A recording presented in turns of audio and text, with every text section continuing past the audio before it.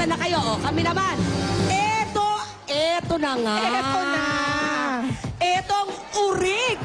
Naging host noong 1979 hanggang 1981 ang original. Miss Chicky Holman! Kauna-unahan. Nako. Ang original. Oo nga, dapat dito kami humihingi ng tips kay Chicky. Okay, tatanungin natin siya. Pero narito muna, tingnan muna natin kung sino ilalaban ng pula. Ito, naging co-host dito noong 1997 to 1998, Robin Da Rosa. Okay. Matagal ko na kaibigan si Robin, ngayon ko lang nalaman, nag-host pala to dito. Oh! Si Chicky, ang kauna-unahang talagang co-host ng Itbulaga. The original co-host, di ba? Yes. Ano ba nangyari noon? Naghahanap ng host, girl host, di ba? Naghahanap na ng host, tapos pinakilala nila, nakita ako ni Mr. Tuviera. Galing ka from New York during that time. Nagmo-model ka ba ron? Ha? Nagmo-model ka? Hindi, nag-aaral ako ng interior design at fashion merchandising. Tapos, Okay. tapos I was working in Rustan's. Oo. Nakita ako ni Mr. Tuviera. I think nagkaroon ng Yan, Viral oh. Travel Girl Contest. Ayan, Kita mo oh. ang hair ko, Ayun, naka-poof. tiga mo, Akala nila ang buhok ko hindi humahaba, Pia. Talagang daily Forever host, ganyan. original ng Itbulaga ito eh. 31 years, akala nila forever short pa yung hair ko. So nakita ko ni Mr. Tuviera, tapos tinanong, in-interview niya ako, tapos all of a sudden, kinausap din niya si Ariel Ureta kasi at that time, I was co-MC of Ariel. Tapos biglang, ayan na, tapos nakilala ko sila tatlo. Ikaw ang nag-uso ng mga may kulay ang buhok noong araw eh. Yo, kami ni Ricky Reyes. siya. Talaga? Kulay green, tapos meron dito, ganyan, di ba? Siguro at that time, I was looking for something na i-change. Different, No? Different.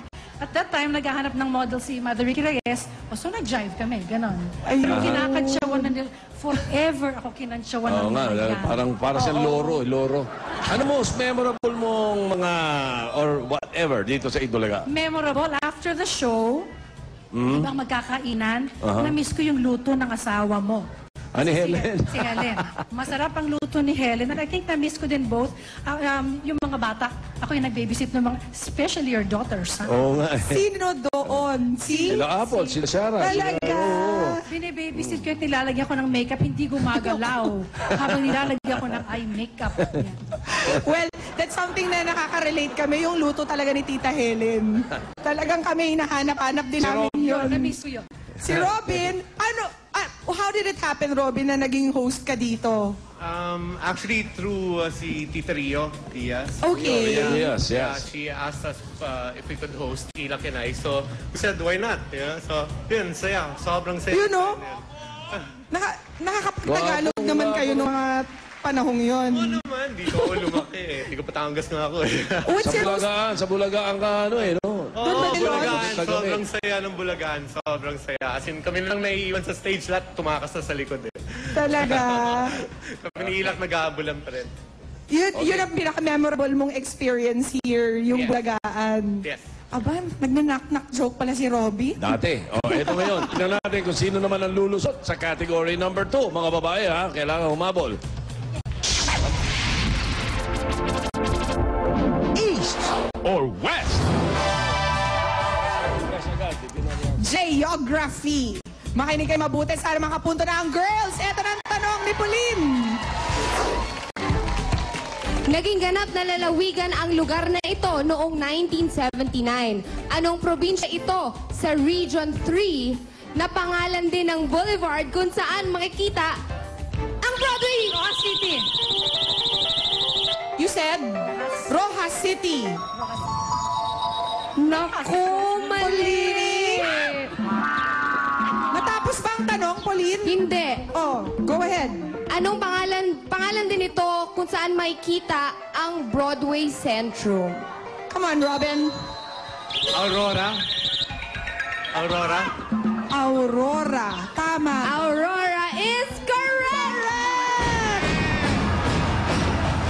2-0. Naniniwala na talaga ako. Andali lang, andali. Unahin natin si Alan. 2-0 to eh. Alam mo, Alan, 2-0 tong laban eh. Oo eh. Ba't hindi mo kami bigyan ng mapurol-purol dyan? Kakao boys. Alam niyo, parang tayo lahat Eh, nag-Itbulaga. mapurol yan. Abay, magpaka-gentleman naman tayo. Pagbigyan naman natin yung mga babae. Ha? Eh, paano to babae din ang kasunod. Ay, nako! Ha? Kalahati po. Bakit? 95 to 2,000. Konti Nag-host ng Aminin, Ray Pumaloy. Pero matalas-talas pa ng konti yan eh. Ray! Yung mapurol, asumbrero mapurol eh. Diwali. Oo naman. Oh, ito naman, tingnan natin, mga pula. Pasensya na, ang Ano mga to? co-host kasi dati puro boys. Ngayon talagang ganun na. Oh. O eto na, bibigyan na namin kayo ng panglaban. Ito medyo gumagano na ngayon. Naging host ito noong 19 siya, isigaw natin. Gracia! Gracia, halika. Tito Sen, para sa mga dabarkads nating hindi pa nalalaman kung bakit nga ba Gracia ang naging pangalan mo, pakikwento nga. Ayun. Sige. Kasi po, nasa yung may Rambulaga po noon, yung portion ng Itbulaga ako ng Gracia. Lalabas po ako, parang town girl. Tagabigay ng Gracia. Opo, yung number po na ilalabas ko, kailangan sinusulat po nila, tapos ipadala nila sa Itbulaga, mananalo sila ng pera. So, namumudmud ako ng Gracia. Kaya ako ay Gracia. Tinawag ka ni Joey Gracia. Yes, of Pero hindi Gracia talaga pangalan mo eh, no? Ayun o. Oh, pero, Ay, ayan ba't oh. nakapagtulog ako? Joey. Ba't nakapagtulog ako dyan? Aba, kung saan ka galing yan, ah? Eh, si Ray naman. Naku, ikaw yung gumagawa eh. Tama. Actually, yung standard line, binago lang yun ni Joey. So, Okay. yung wag mag-deny, don't tell a lie, kay Joey yun nanggaling. Yung gana, wag mag-deny, don't tell a lie, aminin. Ayan. Ayun na siya. Siya, oh. Ano masasabi mo sa itsura mo dati? Barkada niyan, sila Lolit, sila Junardo, sila Erne. Ano, dama-dama pa sila, no? Marami pa kayo, no? Marami po kami noon. Everyday merong mga host na mga writers kasi that time, bonggang-bonggang mga talk show. So, sinabayan lang ng Itbulaga. Tapos, ang dami si Lolit, si Ernie Enriles, si Junardo, tapos si Bong De Leon yata kasama, tapos ako na lang yung natira.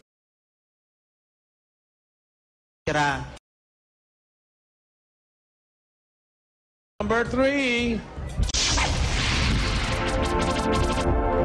Plus or minus?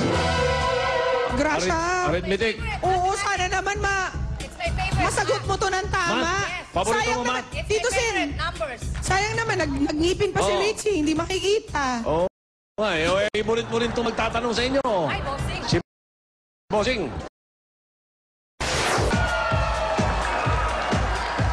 Pakinig kayo mabuti, ha? Bumili ako sa Pure Gold ng kamatis. Kung bakit, ewan ko. Basta bumili ko ng kamatis sa Pure Gold na nagkakahalagang 40 pesos per kilo. Ngayon, kung ang hanap mo ay ligaya sa buhay, sa Pure Gold ka pumunta, murang-mura. Kung 1.5 kilos ang aking bibilhin, magkano ang babayar? Gracia! 60 pesos.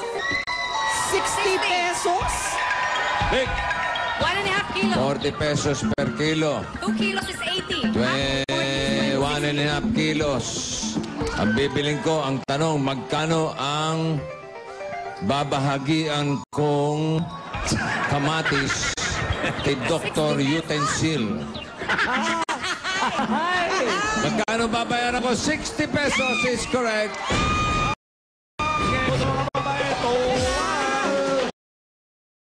Yan ang mga girls! Sala kayo! Ulitin natin.